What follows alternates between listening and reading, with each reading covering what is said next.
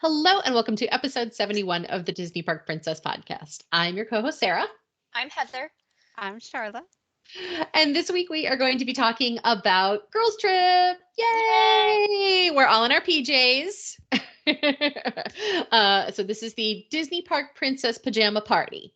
See if podcast. Disney Park Princess Pajama Party podcast. I want to see how peas I can get into that one title. So it's not just about girls trips though. It happens, we're calling it a girls trip because we're girls, but the topic that we're going to be talking about applies to any friends trip, any non sort of family trip basically, and sort of how is it different and how is the planning different? How is the touring different and all of that sort of stuff. So we will get into all of that later. But first, yay, pajamas. All right, Sharla, I can't see what are on yours. There's anchors. It's Disney Cruise Line. Oh, I got them on the cruise. So it's little anchors in different Disney Cruise Line colors. It's really. I thought they were like little sheeps from far away. No, they're anchors, and you can see like the blue is Captain Mickey. Okay. The blue is Captain Mickey. The red is Goofy. This is Minnie. They're real subtle, but it's real cute. Got it. Okay. I'll have to take a close-up picture and send it to you guys. Very, very cute. All right. And then Heather and I are just in our black. Mine has little things on it. It's that black East Coast mentality. Yeah. Everything's gotta be black. Black, and I had navy, but the black had the pink on them. So yeah. All right. So let's get into this week's news. First of all, the big news. What do you want to say? Yep. The castle.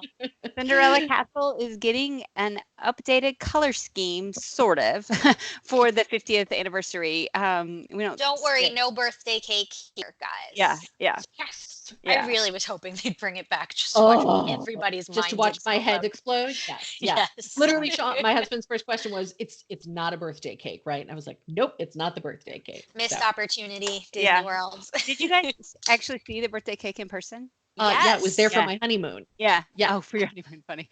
All my honeymoon pictures had the birthday cake in the back. I took a trip. I happened to go on a trip that year, and I did see it in person too. And it's don't mess with my castle is what I always say. However, I am not upset with this. So yeah.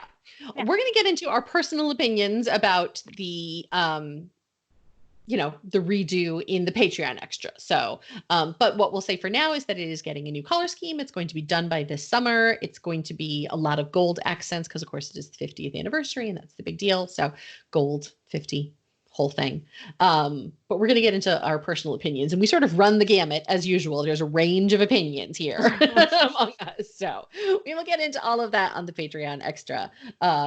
If you're not a Patreon subscriber, you can go to patreon.com/Disney Park Princess. And we have a new Patreon Facebook group. So if you are a Patreon supporter, we have a new Facebook group. You should have received an invitation via email.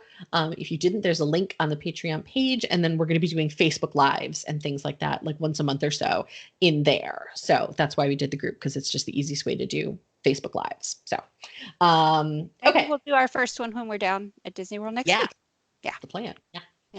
All right. So up next, the VIP tours had a price increase. We talked last week about price increases at both Disneyland and Disney World and Max Pass and Park Admission and all kinds of things. And then they also increased the price of the VIP tours. So at peak pricing, it is now up to $750 an hour. Wow. That's a big jump. It's a big jump. It was $625, I think was the month before. That's a big jump. Yeah, and you have to do minimum of 8 hours. 7 hours. Yeah. 7. Yeah. 7. So that's about the same price as what I had some people pay a couple weeks ago. So yeah, that was peak. So yep. I'm still maintaining that it's worth it, but that is a huge jump. Yeah. I agree. I do think it's worth it. It's for up to 9 people, right? As soon as you up to 10. Infants up to 10 included. Infants are included in that. Okay. So then, but as soon as you add that 11th person, boom, you need 2 tour guides. When you tell that 11th person, you go sit at the hotel. Sorry, you're out. We don't like you enough. Yeah. You really have to decide how much you love that person. Yeah. Do you love them $750 an hour? Yeah. Plus park admission. Plus park admission. Right. Yeah. Yeah. So Yeah. Maybe you don't have to get parking. Yeah. So the price range is, I think it's from $425, $450, I think is the minimum during like value times, and then $750 at. What I would be curious to see is if of course they don't, but I would love to see them have it laid out like this is considered value time. Here's peak. Like, did you expand the peak times? So now there's way more peak times, or did everything just kind of stay the same and now Christmas week and Easter week are just more money? I don't know. I don't know. Are they at some point very soon then considering allowing the VIP tour guides to take you into Rise of the Resistance? That could equate for a price jump like that. Because as of right now, they're not allowed to. That's right.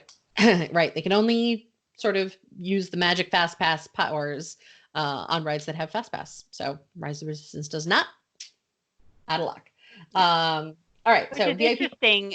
That's another difference at Disney and Universal. Even before the Harry Potter rides all got the Express Pass, their VIP tour guides could have access to that. So. Yep. Yeah. Universal tour guides also significantly less than $750 an hour. So for sure. Yeah. Significantly. All right. So moving on to Earth Day.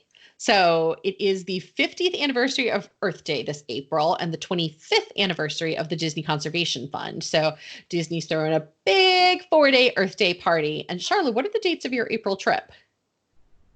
17th, I think, through the 22nd. You're there for the whole thing. Yeah. Yay, go party. The party is April 18th through the 22nd. And they're doing a lot of really fun stuff, actually, including... I wish you could do this. I'm sure it's already sold out. But this morning on the 18th, you could register for the Tiffin's lunch with Joe Rohde. Oh, that's fun. And you hear all about his experiences and his travel and the planning of the park and everything. And that sounds incredible. Cool. But no, I'm sure. Yeah. My race is on the 19th. So if it's lunch, I could do it. But anything later than that, I got to go to bed like early that night. Yeah. But National Geographic is getting involved. So National Geographic is going to be part of the celebration. And there's going to be just all kinds of really cool events. That's fantastic. That's awesome. You're going to be down there for, the race or for any reason. But I don't know. I'd plan a trip around. If I could get lunch with Joe Rohde, I'd plan a whole trip around that. Yeah. That'd be fun by me. Well, I would do that first. Like, try to get your reservation with Joe Rohde. Get the reservation then plan your trip. Yeah, you can exactly. Sleep in your car if you have to. Right. All right. It's a sad day in my house when I had to tell my son, who, by the way, tried to make an appearance on the podcast earlier, but we could not figure out the microphone situation. I probably should have just had him Skype in from his phone downstairs. But the Agent P adventure has been disassembled. It's over. It's done. We had said that it was ending, but I was just sad because it was like one of my favorite things to do when he was a kid. So but did you do it when it was Kim Possible, or we did both? Okay. Both. Yeah, we did Kim Possible and then Agent P. And I was sad when Kim Possible closed, but then it got replaced with Agent P, and Agent P was really cool too. And it was right at the peak of when he was into Phineas and Ferb, so it was great. But I think the DuckTales, I'm excited. Listen, both Kim Possible and Agent P were amazing, so I have no reason to believe that DuckTales is going to be anything but. And as a child of the 90s growing up with the Disney afternoon, like I don't like the new DuckTales, but I like the memories of the original DuckTales. Yeah. We're big fans of the new DuckTales in this house. So we're going to be playing that for sure. I'm hoping that it's more than just I'm hoping that they're adding sort of new stuff, because when it switched from Kim Possible to Agent P, the actual things didn't really change that much. It was a fairly subtle. Yeah. So I'm hoping there's a little more involved in this changeover. Yeah. We'll see. So also closing at Epcot, the Pin Central, everything, the entire little center section of the closed, park. People. Just gone. Moose at the door should have told you. Yeah. No, I don't know that reference. I know you don't. That's okay. They will. Everybody else knows that reference. Everybody else will. So we watched that movie the other day, actually. Did you really? Yeah. Electric Umbrella is closed. They've set up sort of new pathways to get different places. So Sharla and I will be there a week from now, actually. And we will take pictures and get video and sort of show you where they are. But of course, by the time you see the video, it probably will have changed again because it is changing really, really quickly at this point. All right. Heather, you want to talk about the Magic Happens parade? Yes. Well, I don't even know if this is really news because I feel like they've reported this in the past, but next week or in 10 days, February 28th is the official debut of Magic Happens. Yay. Yay. I'm excited. I cannot wait. And I will be there just a little over a week after it debuts. So I'm going to try to get in there to see it because I'm super, super excited for it. Yeah, the floats look really incredible. So I said it before and I'll say it again. Disneyland needed a new parade. That whatever the soundsational is like 15 years old and outdated and it's got to go. Yeah. Wish granted. Yeah. And then last but not least, this has just amused me really. It's not even necessarily news, but Mickey Minnie's Runaway Railway is opening March 5th, I think is the official opening date. 4th? Yeah. 4th or March 4th. Okay. And they've announced that it is going to have the restroom re-entry pass because they are anticipating such long lines. I don't foresee it having long lines. Like maybe I'm going to be so wrong, but that makes me giggle. Like, yeah.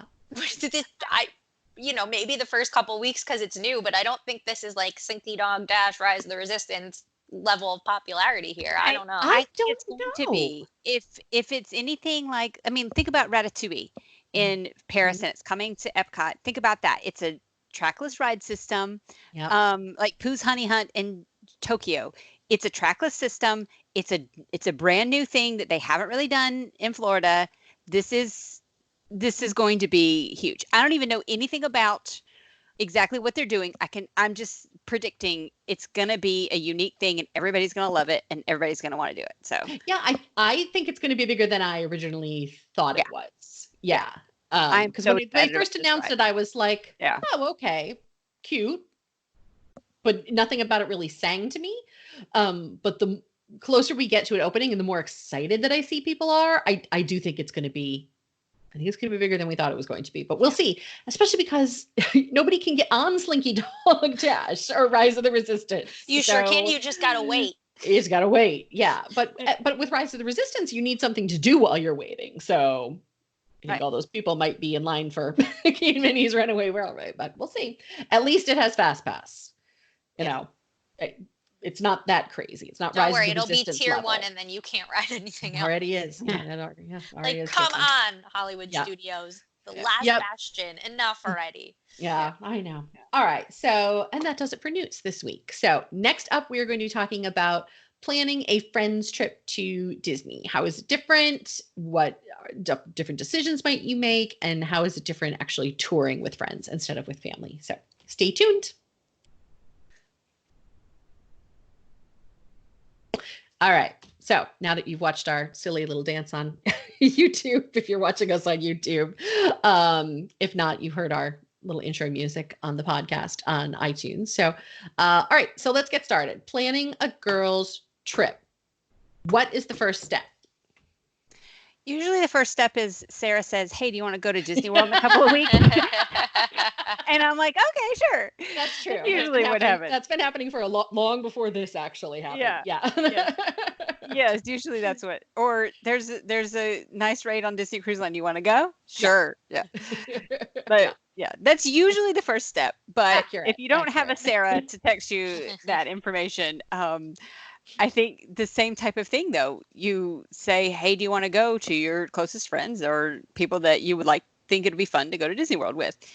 And you get them started. Let's talk about that for a second, though, because I will just say this. Traveling with friends is very different than traveling with family, right? Mm-hmm. And there are, I think, friends that you can travel with and friends that you can't travel with. We are very lucky that we travel very well together. I was going to say, I have some girlfriends, like my best friend in the world, Becky, that was just out here to visit. Like, we could go anywhere together for any amount of time. I can travel with you ladies, no questions asked. But then I have like a handful of other friends that'll be like, hey, do you want to go so-and-so? And I'm like, let me get back to you on that. I have to see if I can, because I love them to death, but I know them well enough to know I can't spend 5 days 24/7 with them. That's exactly right. Yes, that is exactly right. So first, be sure that they're people that you want to travel with and can share a room or a suite or a villa with, because things like, how warm do you like the room? How early do you want to go to? Yeah, frigid, by the way, is our answer. This is why when we travel and the three of us stay in a room together, we make Sharla bring extra sweatshirts, because we're just like, cold as it can go, please. Yeah, Heather and I literally walk into every room and immediately start hitting the air conditioning button. Yeah. But yeah, how early do you go to bed? Do you snore? They do too, by the way. They blame me. That's all Heather. That's all Heather. It's not me. Don't you dare yell at me. I've roomed with both of you individually, and I'm just going to say, not just one of you. I'll never admit it. Yeah. But these are important things. So, right. So if you're a person who's like a super light sleeper and the other person snores, you pack earplugs, or some people just can't, like some people just can't deal, so those are important things to think about when you're trying to decide, like, A, who you're going to travel with, and B, if you're part of a larger group and you're dividing into multiple rooms, who's going to room with who. So compatibility is important. Mm-hmm. For the purposes of this podcast, I think we'll assume that it's probably like a smaller group of friends.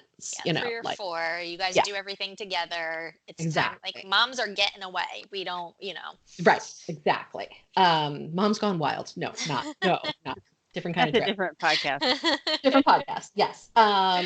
So let's talk a little bit about, and Sharla, you had said this actually when we were talking about this podcast, was that you felt like it's a very different type of trip typically, right? Yeah. I feel like it's definitely one of the do less, enjoy more kind of trips, because even if you all want to be in the parks all the time, you don't really necessarily need that fast pass for Slinky Dog Dash or Seven Dwarfs Mine Train. Also, if you really want to ride it, you don't mind waiting in the line because you're just hanging out and you're adults and you don't have to deal with smaller children. You can also use the single rider line, which you can't really do as well with small children. So there's a lot of things that you may want to do that your kids either don't want to do or can't do, or you're just not interested in as an adult, so. Right. Yeah. And it's a real opportunity, right? Like, I remember the first time that I went with friends instead of like my family, and it was, I think when I travel with my family, I'm more ticking off a to-do list. Like, it's more like, oh, we have to do this. We have to do that. He really wants to do this. He really wants to do that. When it's with friends, it's like, it's more about what do you want to do instead of what do you have to do. And that's a big difference, I think. Yeah. And a lot of times I will make a list, like, if it's to Disney World, that's a little bit different because we all get to go so much that we kind of know the things that we want to do each time. But if it's like a different kind of trip, or somebody that hasn't been or something like that, you say, okay, what's like one thing that you really, really want to do more than anything? And we'll make sure to get that done. If you absolutely must ride the Frozen ride because that's your favorite movie, then we make sure we get it done no matter what. And to me, that's the difference in going with adults versus going with kids. And if somebody just doesn't want to ride it, then they can just sit off to the side. They don't have to ride it. You can do your own thing. Yeah. And it's also, it is oftentimes sort of fun. Like, I think it was a couple weeks ago and Sharla was like, I've never actually been to Tusker House. And I was like, wait, stop, time out. Yeah. And like, and it is, you still get to do first time things, even with adults. There's always something that somebody hasn't done or hasn't seen or hasn't written or hasn't, a show they haven't seen, whatever, so you do still get that same sense of like firsts with people, a lot of the times. And that's one thing I try to search out, especially on adult trips, is what thing I have not done, because it's so easy to get in your little, I hate to say rut necessarily with Disney, but you eat at the same places, you stay at the same places, you ride the same rides, so it's a lot easier, I think, when you're with friends versus family that has to, involve a lot of other things to try new things. Yeah. Yeah. So let's talk about choosing your hotel. How do you think it's different when you're traveling with friends versus when you're traveling with family? Well, I think when you're with friends, you don't necessarily need the, oh, this kid isn't going to sleep in the bed with this kid, so we need this kind, it's. Sorry, pardon the interruption. If anybody Oh, hasn't seen my son Ryan in a very long time. What did he bring? I'm dying. I'm coughing, and I feel terrible that I'm coughing. I keep having to mute myself. Thank you, Ryan. Ryan, wave to the people. Thank you. So I was just very upset that he couldn't get. He wanted to be on the packet. No, I texted him. If you saw me looking at my phone a few minutes ago, it's because I've been coughing nonstop. And I texted him and said, "Are you still here? Could you please bring me a cough drop? I'm dying." Because my throat, I've got such a tickle in my throat. So sorry, but you all got to look at Ryan. He's a little bigger than the last time you saw him. He's bigger than I am now. So,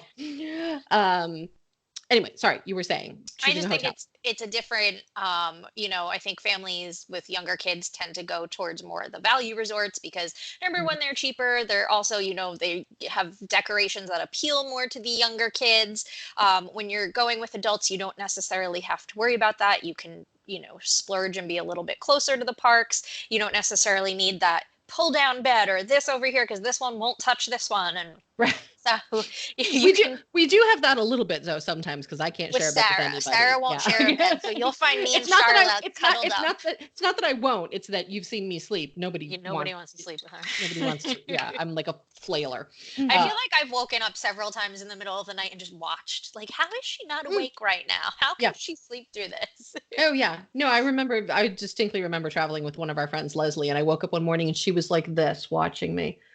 And I was like, "Good morning," and she's like, I get it now. I thought maybe you just didn't want to share a bed with anybody, but now I see it can happen. Yeah. It's not just me being dramatic. Yeah. So yeah, but I do think that I remember one time Sharla and I and a bunch of friends, speaking of Leslie, were on a trip and we did a villa.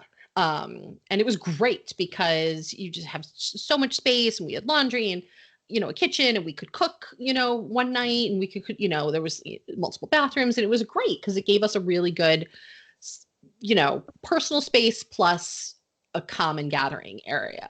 And so I do think that like a girls trip or a friends trip is the perfect time to try a setup like that. Especially because you're probably dividing the bill out separately, right? So instead of it being one person paying for, a villa for 4 nights or whatever like that, which, villas are expensive, but when you're dividing it up among people, suddenly it gets a lot more reasonable. Yeah. And I think it's good too, because like you said, everybody gets their own personal space. When you're traveling with your family, like you're on top of each other all the time anyway. You live together, you're just kind of used to each other's routines. With your friends, you may not be so much, even if you're best friends for the last 30 years, you still don't spend 24/7 together. So if you have a chance to like, I'm just going to go and read in this room, or I'm going to be over here on the balcony, like it gives everybody that chance to just like, okay, 15 minutes to myself is what I need right now. Right. Yeah. Right. Yeah. And that's actually a really good point when you're talking about traveling with friends and how it's different than traveling with family. I need to break even from my family. Let me be clear. I pull the same disappearing act on my family that I pull on the two of you all the time. So that's not different, but sometimes it is a little more necessary when you're traveling with people that you're not as familiar with. So that mentality of like, not every minute of every trip needs to be spent all together. And that's okay. It's okay if 2 people want to go off and do like a thrill ride, and it's okay if 2 people are happy to ride It's a Small World all afternoon. Like you need to leave room for everybody in the when you're planning.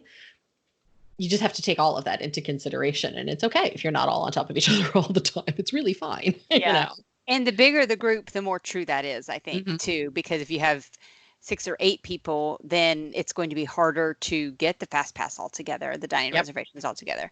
But if you're willing to split up a little bit and say maybe 4 of you do this and 4 of you do that, and then we'll meet up for dinner or cook at our villa, something like that, then it's a lot easier. And I think that's something that's worth talking about before you decide to go to, because I really don't think a lot of people think about that. They're just, oh, we're planning a trip and everybody's going to do this. Well, maybe I don't like that type of food, or I don't want to ride the upside down roller coaster. Maybe I need 30 minutes a day to just be alone. And I don't want you to be offended. Like it's things that you have to talk about on how people travel, and you don't really have to do everything together. Yeah.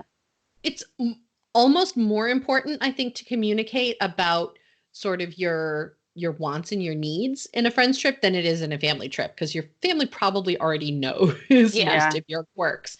But your friends may not, you know? So, and if you have something that is sort of an absolute must for you, like a freezing cold room or like a whatever, like none of us have anything that are like, I don't think particularly non-negotiable. Like if Sharla was like, yeah, you know what? I can't deal with the igloo tonight. Could we bump it up to 72? Like, it's not like, that's fine. It's not going to kill me. But it's not going to ruin my trip. It's not going to ruin my night. It's not, you know. Oh, like, and now look, you've given her leeway to say this to us all the time. Well, I said it. You didn't say it. So no, let me be clear. I like it freezing when I'm actually asleep. Yeah. It's when I'm awake and trying to go to sleep that it needs to be, it has to be on this automatic thing, which is what I have at my house. Like it's, you know, 68 degrees when I'm going to bed, and then it goes down to like 63 when I'm asleep. So we have that at my house. I'm just totally gonna go completely off topic, but my mom was just here visiting, and she knows that I like it freezing cold. I have since I was an infant.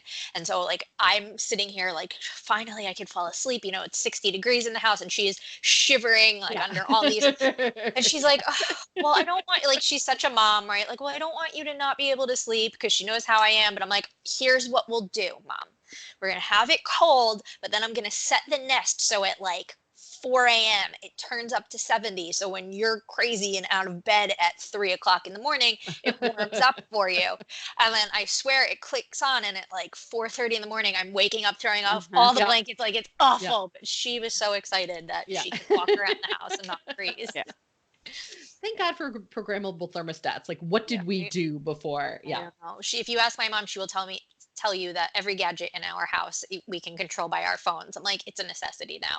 You can just.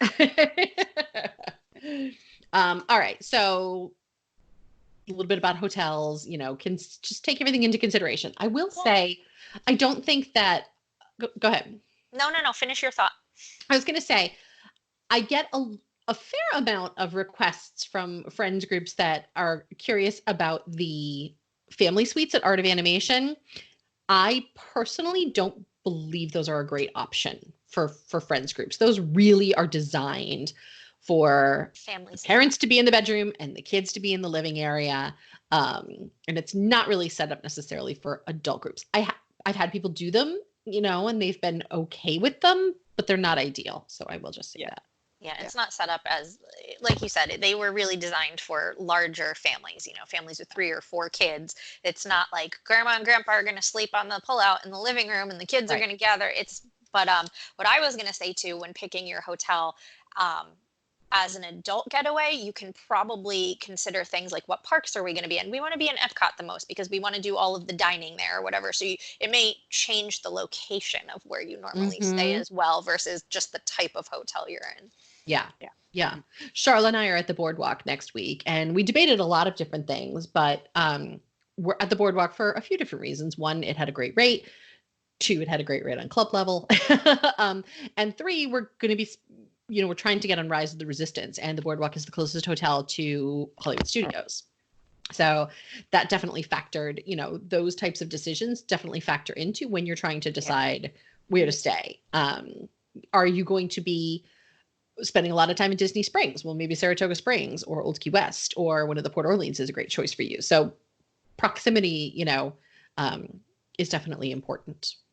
Even maybe not more so necessarily, but in a different way than when you're traveling with family, because your focus may be more on the stuff that you're doing to entertain yourself, dining or, you know, shopping or drinks or and you may have more. You might have more late nights than you normally would when you're traveling with a young family. You know, the kids have to be in bed by 6 or whatever it is. You know, maybe here, we're going to be out until 10 or 11 having this dining, or we're going to go see La Nuba. So that plays into me too. Like, how close do I want to be to this when I'm going to be exhausted almost midnight, you know? So that plays into it too. Note that Heather's or my definition of a late night is, I mean, if you're going to be out until like 10 or 11, like that's a very late night for us. That's it. Yeah. Like 9:30 or 10 o'clock. I'm in bed at the hotel then, but sometimes I go out and still 10 o'clock, like way past my bedtime. Done. All right. So fast pass. To fast pass or not to fast pass? That is the question. I don't fast pass ever. I always try to make some. My attitude on fast pass is if I can, great. If I miss it, okay.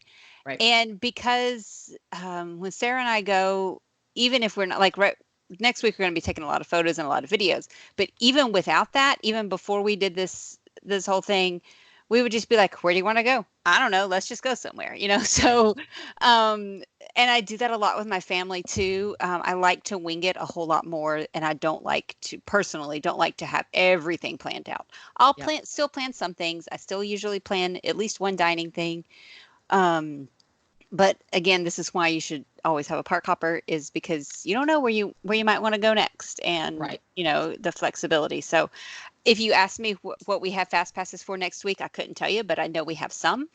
And you made them, or no, I made them. That's why I don't remember what it is. Normally you make them, and I made them this time. Yeah, I did make one for Millennium Falcon our on last day. Friday. Because they came out and said they were going to have them, and I said, okay, cool, but I didn't want to mess with anything else. So, so I'm very, very, I'm very, very laid back about it. Personally, no matter what kind of trip I'm on, I'm really laid back about it. Yeah. But my family and I are lucky enough to get to go a lot. So if, you know, it's like, if we miss it this time, then we'll get it next time. Yeah. So if you're not that lucky, or it does matter to you that you really want to ride these rides, then absolutely you should make a fast pass, you know, if you can. Or some sort of, if you cannot get a fast pass because you really want to ride the most popular ride, then find yourself some sort of touring plan way to get there, you know, like, so that you're waiting the least amount of time. Yeah. That's what I would do. Yep. Dining reservations. Yes. You need them regardless, whether you're going with your family or your friends. So, I mean, I think it's a little easier with adults to be like, oh, let's just go grab this over here. But if you want a good, nice restaurant to sit down in, you need a dining reservation. You can't just like, oh, let's hope that Le Cellier has something open, because most likely they don't. So and I think a nice dinner, like one time during a trip, is a really fun thing to do with a group of friends. So whether it's a California Grill reservation, or, you know, maybe it's a signature dining restaurant that you wouldn't normally go to, you know, with your family. Maybe it's something that your kids would never eat at, or your husband wants nothing to do with, or like whatever, your, you know, your wife or your partner or whoever, you know, wants nothing to do with. It's a great time to, you know, maybe try a restaurant you haven't had a chance to try, or go back to somewhere that you really love, or I don't know, for whatever reason, California Grill to me is like, that's my favorite perfect, restaurant. like essential, you know. But like, even out here on the West Coast, like, where do we always go whenever there's the group of us together? We always go to Tortilla Joe's. When I was down there doing, you know, Minnie's, where did we have dinner? Tortilla Joe's. Like, that's not a fancy restaurant, but for some reason that always seems to be the place like a group of friends gets together and just, because there's margaritas. We had 0 margaritas before Minnie's because we were serious about winning. Oh, that's true. You had, but yes, the margaritas are. You were a woman on a mission, but normally there's margaritas. Let's be clear. All right. So, am I missing anything else about the sort of the pre-planning and things that might be different? Housing, fast passes, dining. I think so. Okay. So, all right. Let's talk about touring. We've talked about this a little bit when it comes to fast pass and things, but I definitely find that when we're touring, you know, when we're sort of doing whatever we're doing, you know, around the parks, and a lot of the times these days when we're down there, you know, we have a list of like, well, we need to get this, that, and the other thing. But in between those times, there's a fair amount of more leisurely, usually drinking activities that take place. But it is, you definitely do get a lot more leisure time, and time to chat, and time to talk, and time to, you know, there have been times where we have like just commandeered a table at, you know, Nomad Lounge or Brown Derby Lounge or some other, you know, and been there for hours. Like, and it's fun too. Like maybe you're with a group of friends that you don't get to see that often. Maybe you live across the country, and so you all get together. I'm just thinking about the day that we were at Nomad Lounge. And our friend Brock came and met us, and like there was like 6 of us just sitting around the table, and like she said, we were there for 3 hours, not because it was continuous drinking. We were just laughing and catching up and telling stories of, you remember this time? So there tends to be more of that, I think, when you're with a group of friends. Yeah. Yeah. And so having a sense of flexibility, and again, like Sharla said, do less, enjoy more, is really important, because you want to create memories with this trip, right? Just like you're trying to create memories on any trip, you're trying to create memories with your kids or your husband or your parents, your grandparents, family members, whatever. It's equally as important to create memories with your friends as it is with your family. That's right. I said as important. You know, your friendships as a mom or a dad or a working person or whoever you are, your individual memories with your friends are as important as your individual memories are with your family. Just gonna put that out there. Yeah. Look, I mean, as a person who doesn't have kids, I don't make those memories of, oh, do you remember when little Timmy like met Mickey for the first time? I go with my nieces, but it's not the same thing. So for me, getting to go with my friends versus my parents or my significant other, I have the best time. And I don't know, I would throw it out there like, what did you do before you had your kids? You were a whole person, a whole person. Your likes and your dislikes and your, you know, your needs and your wants have changed since you've had a child, but you're still you. So it's okay to go out and be you versus, you know, Ryan's mom or whatever. Yeah. Right. Yeah. And I do think it's important. People will every once in a while, I'll say that I'm going to Disney, and some well-intentioned, I'm sure, or maybe not, mom will say to me, "Oh, again? Oh, I feel like you just got back. I mean, you must have a very understanding husband." They're very jealous that you get to go and they don't. Yeah. Let me be very, very clear. I do have a very understanding husband, but not because I leave him to go to Disney. He's a fully formed adult. He has his own interests and things. I'm a fully formed adult. I have my own things, and it does not make me less of a mom because I go and I spend time with my friends. If anything, I get to come back and be ready to deal with being the mother of the grumpy teenager that you just saw, who I adore, but he is a teenager. Yeah. You know. Yeah. Well, you know, or whatever your life has, whether it's coming back to work and dealing with coworkers, or coming back home and dealing with your pets, or whether it's coming back home, like whatever it is that in your real life, taking a step away from it and focusing on you for a few days is only a benefit. Yeah. Period. I feel like it makes me a better wife, a better mother, to be a better person overall, to have time to myself. Even though, like, when we go to Disney World, we're working. We work in the room. We work in the parks. We do. Yep. But it's still different. It gets me out of the house because we all work at home. Yeah. So, it's definitely a different kind of mentality. I like them both in very different ways. I love traveling with my friends on a cruise or to Disney World or Universal or Paris or wherever. But I also had an amazing time traveling with my family last time we went on a cruise. We're going on a cruise in a few weeks.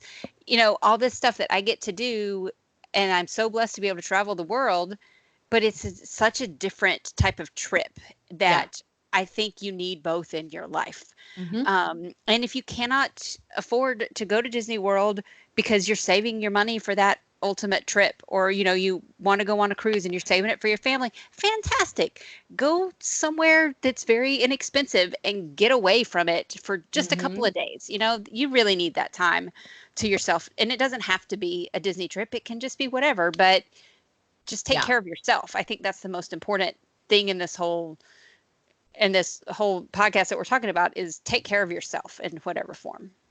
Yeah, I would agree. And they feed different parts of your soul, right? Or whatever you believe in, your personality, whatever, you know, it feeds different parts of you to travel with friends than it does with family. It is a completely different experience. It's not better. It's not worse. It's just different. Yeah. So my husband is out of town now and he's working, and I love it when he's gone because I get to do the things that I want to do. I get to leave the TV on all night and things like that. But I miss him. It's so funny because, I can't wait for him to come home. But when he's gone, I still enjoy myself because I'm my own person. So I do that too. When Justin leaves, he had a business thing a couple weeks ago, and he comes home and did you miss me? And I was like, I mean, a little, but I was like, Sure. I got to make what I wanted to make. I got to watch what I wanted to watch on TV. Yeah. Like there was no negotiate. Oh, I'm hungry now. I'm just going to eat now. I don't have to wait for you to get home. It was great. Yeah. So it's different, but I think we're better people when we get time away from each other a little bit too. So 100%. Yeah. All right. So let's talk about some special things that groups of friends might do that you maybe wouldn't do necessarily if you're traveling with family. So, I was just going to say, I mean, I think that's very typically a girl's thing to do, but I mean, but I don't think it has to be. I'm just going to put that right out there. It shouldn't be. Because I know Justin loves a spa. If you are a man who is like, oh, I'm too manly, you are missing out because it's fantastic. Like I'm just thinking the one time that we were all down there for work and our business trip ended and we kind of extended the stay by a few days, and like the three of us, our friend Brock, we all just kind of went to the spa and we did our little. I have to see if I can find that photo of the three of us at the hot. No, okay, all right. I have it. Don't worry. I have it too, but I won't post it if Sharla doesn't want me to. I mean, wasn't that a fantastic afternoon? Like we all kind of hung out together. We went and did our own treatments. We came back, then we went back to the hotel, and we were all just relaxing. Like that was so much fun. Yeah. And I think there are so many different things like that. Golfing, if you're into golf. Golf is such an overlooked activity at Disney, I think. And I don't care whether it's mini or 9-hole or 18-hole. I don't care. Golf is golf. There's if you want hard golf, go play that Fantasia Gardens because that's like a regular golf course in miniature size. It's hard. All of the mini golf courses are there, but I think like to your point, Sarah, almost every activity you're about to list is overlooked because people think they're going to Disney World just for the theme parks, which I get. They're a lot of fun, but there's so much. I mean, name a thing that you bet you didn't think existed and it exists at Walt Disney World and you can do it. And most people never get the chance to do it because they're just going from sun up to sundown at the parks. Yep. Maybe something, I know you did this recently, Sarah, but like rent the water mice or do something like that. The most fun you will have. I was afraid for my life on those water. I thought I was going to die. So much fun. They should be illegal. It was so much fun. Yeah. I've been on one, not at Walt Disney World, but I have been on one, and they're a blast. I mean, you think of carriage rides as romantic. They don't have to be. You can just get your friends and go on the carriage rides, especially if it's like the holidays and they do the carriage rides where you can see like the decorations at Fort Wilderness. Fantastic. Take a tour. A lot of times the behind the scenes tours you can't go on with kids because they're not allowed because of certain character things that you may see backstage. And so take a tour. That's something that you don't do on every single trip. There's horseback riding. Yeah. Go horseback riding. That's one thing I still haven't done. Like, I feel like I've done a lot, and so that's got to come up on my list soon. Yeah. Archery. There's archery. Yeah. Mm-hmm. Yeah. There's so much to do. And I don't recommend this often, but I will say, I don't recommend this often because the difference between like a 4-day ticket and a 5-day ticket and a 6-day ticket is so small that it's almost not worth. But I do think it's important if you have the time, if you're going for a longer stay, plan a good chunk of time that is not theme park based. Maybe it's a whole day, maybe it's a half day, but build it into whatever your schedule is, if you're even having a schedule. Build in resort time, whether it's monorail hopping or any of the things that we've just listed, like plan on that. I mean, even put it in there. If it means laying by the pool, renting a cabana, not renting a cabana, but you're just at the pool with your magazine, hanging out.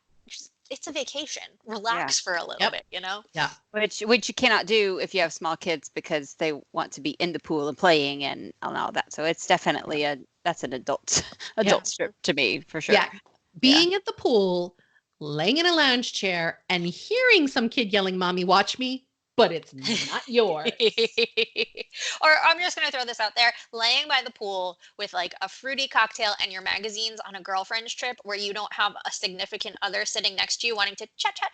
Like, did you not see me with my magazine prepared to read and forget the world? Because your girlfriends will understand that. That's right. That's your girlfriends understand the importance of this week's celebrity gossip. Exactly. Yeah. Because then we can turn to each other and go, oh my gosh, did you hear so-and-so broke up? Whatever it is. Yep. This week on The Bachelor. No.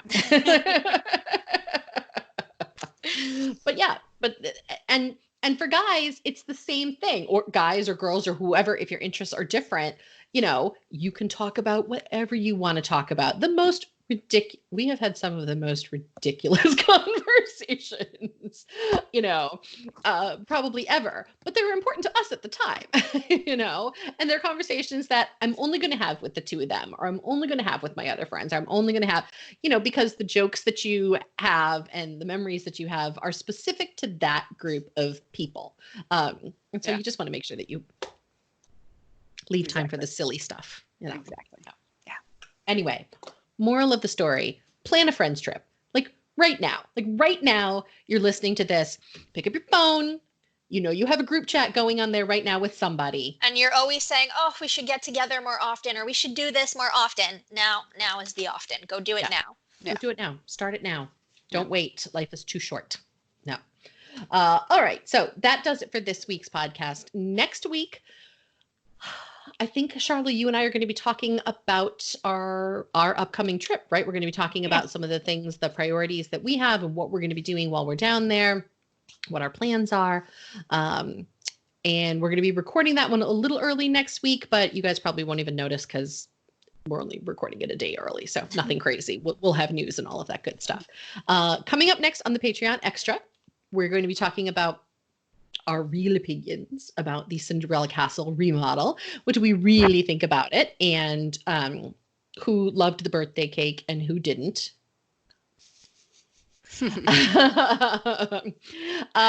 So join us on patreon.com/Disney Park Princess. Make sure that you are following us on YouTube, youtube.com/C/Disney Park Princess is our channel. You can like and subscribe, follow us there. We're on Facebook. We have a page and 2 Facebook groups now. We have a regular Facebook group for anybody to join, and we have a Patreon Facebook group that is just for our Patreon supporters. So there's about a million ways you can get in touch with us. Please don't forget to go to our blog, www.disneyparkprincess.com. Check out our recent blog posts. Heather has a great one up there right now about how she got to do the Minnie's Moonlit Madness at Disneyland, which is a cast member only event. Cast members only. That's right. And it was so much fun. It looked like she had a great time. So check that out, and we will talk to you next week. Thanks, guys. Bye. Bye. Bye.